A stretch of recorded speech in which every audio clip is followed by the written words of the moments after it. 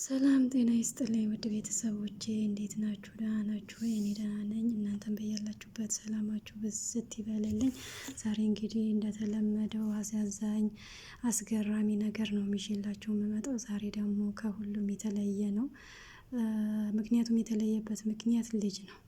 ልጅ የሰው ሀገር ላይ ሆናችሁ ልጃችሁ በመኪና አደጋ ድንገት ሞተ ተብላችሁ ሲነገራችሁ ምን ያህል ሀዘኑ ከባድ እንደሆነ፣ ሀዘኑ ምን ያህል መራራ እንደሆነ ለእናንተ አልነግራችሁም። ልጅ ያላችሁ በራሱ ታውቁታላችሁ።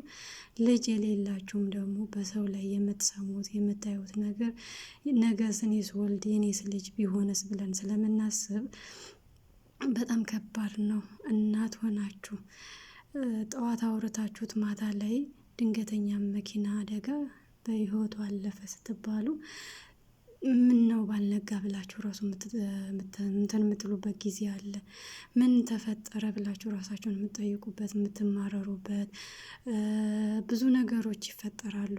ግን ልጅ ከባድ ነው። ልጅ ከምንም በላይ ከምላችሁ በላይ የልጅ ሀዘን ከባድ ነው። እንኳን ሞተን አይደለም የሆነ ነገር ሲታመም እኔ ምን ያህል እንደሚጨንቀኝ እኔ ነኝ የማውቀው። ምን ያህል ያድር ይሆን አያድር ይሆን ብዬ ማለት ነው። ምን ያህል እንደምጨነቅ እናት የሆናችሁ በአጠቃላይ ታውቃላችሁ። እንዳቀራረባችሁ ይወስናል። አሁን ለምሳሌ ልጃችሁን በወር አንዴ ሀይ የምትሉት ከሆነ ብዙም ላትጨነቁ ትችላሉ። አብሶ በቀን ልጃችሁን የምታገኙ ከሆነ ከልጃችሁ ጋር የምታወሩ ከሆነ ማለት ነው በጣም አንድ ደቂቃ ራሱ ከምንገናኝበት ደቂቃ ሲያልፍ ማለት ነው እንዴ ምን ተፈጠረ? ምን ሆነ? ከትምህርት ቤት አልመጣም ይሆን? በሰላም አልገባም ይሆን? ከራሳችሁ ጋር ያለ ግብ ያለ ጦርነት ምን ተፈጠረ ካላስ ደውላችሁ አንዴ ሁለቴ ደውላችሁ በሶስተኛው ስልኩ ካልተነሳ ጭንቀታችሁ ልባችሁ ባፋችሁ ልትወጣ ነው የምትደርሰው። እና እቺም እህቴ እኔ ምን አይነት ቃል እንደሚያጽናናት ራሱ አላውቅም። ያ ረቢ ትዕግስቱን ይስጣት፣ ሰብሩን ይስጣት። ግን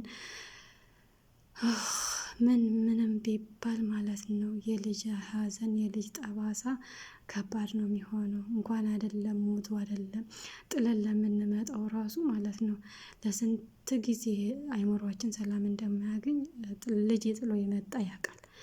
ልጅ ያለው ያውቃል ማለት ነው ምን ያህል ከባድ እንደሆነ፣ ምን ያህል ህመም እንዳለው፣ ምን ያህል ጭንቀት እንዳለው። ይሄ ልጅ ማለት ነው 18 አመት 18 እስከ 19 አመት ነው የሚሆነው። ከዚህ አልፍም ገና ልጅ ነው። ገና በልጅነቱ በመኪና አደጋ ህይወቱ ማለፉ ማለት ነው በጣም ከባድ ነው። እንደ ሰውኛ ከባድ ነው። እናት ደግሞ በስደት ላይ ነገ ልጄ የተሻለ ነገር ሆኖ ነገ ልጄ የተሻለ ነገር ላይ ደርሶ ብላ በተስፋ የምትጠብቅ እናት አስባችሁታል? ድንገት ልጅሽ ሞተ፣ በድንገተኛ መኪና ልጅሽ ሞተ ተብሎ መርዶ ሲነገር ምን ያህል ህመሙ እንዳለ እንኳን አይደለም ልጅን ቤተሰብን ስናጣ በስደት ላይ ምን ያህል ከባድ እንደሆነ የደረሰበት ያውቃል። እና ማለት ነው ይሄ በሷ የደረሰ እንደው በሌላ ስደተኛ ላይ አይድረስ። ልጃችሁ ድንገት ወጥቶ ቀረ መባልን ከዚህ እንደው ያ ረቢ እሱ ይጠብቀን አይቶ ማለት ነው እንዳላየ ይለፈን። እኛ እንግዲህ ብዙ ጥፋት አለብን። በእኛ ጥፋት ደግሞ ልጆቻችን አይቀጡ። በእኛ ችግር ልጆቻችንን መከራ ሀዘን አይንካብን። አንዳንዴ ቤተሰቦቻችን ከልጆች ቅድሚያ ያደርገን ሲሉ ማለት ነው ምን ማለት ነው? አይገባችሁም፣ በወቅቱ አይገባችሁም። እናት ሆናችሁ ቦታው ላይ ስትሆኑ ካልሆነ በስተቀር አይገባችሁም። ስለዚህ ማለት ነው እህታችን ምን ያህል ቃል፣ ምን አይነት ንግግር፣ ምን አይነት ማጽናናት ራሱ እኔ እንጃ ውስጡ አይገባም። ምክንያቱም ቁስለኛ ናት። እንኳን አይደለም የደረሰ ልጅ አይደለም ገና የተወለደ ያላየነው ልጅ ራሱ ሞተ ሲባል ምን ያህል ሀዘኑ ከባድ እንደሆነ አትጠይቁኝ። 9 ወር ተሸክማችሁ ስንት መከራ 9 ወር ሙሉ ስንት መከራ አይታችሁ ድንገት ተወልዶ ጸጥ ቢልባችሁ ማለት ነው ምን ያህል ከአይምሮቸው ራሱ አይጠፋም። እንኳን እንደዚህ ጎረምሳ ሆኖ እንኳን እንደዚህ ደርሶ ማለት ነው። እና እንደው ባሉበት እሱ ይጠብቅልን። እንደው ያ ረቢ የቤተሰቦቻችንን ክፉ አያሰማን፣ የቤተሰቦቻችንን ሀዘን አያሰማን። እውነት ስደቱ ራሱ ማለት ነው የራሱ ችግር አለው።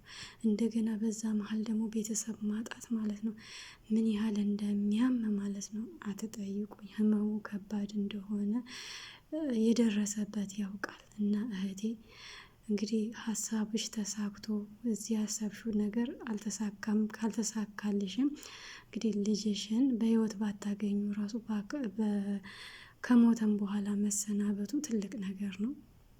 እንግዲህ እሷ ያለችው ዱባይ ነው። ቪዛዋ ደግሞ ቻርጃ ነው ያለው። እንግዲህ ከዛ ተስተካክሎላት ዛሬ ማታ ተስተካክሎላት ለጠዋት እንኳን የምትደርስ እያደረጉላት ነው። ሳራ በጣም እየተባበረቻት ነው። አንዳንዴ ደግሞ እንደዚህ አይነት ደጋግ ሰዎች ያኖረልን፣ እድሜ ጤና ይስጥልን።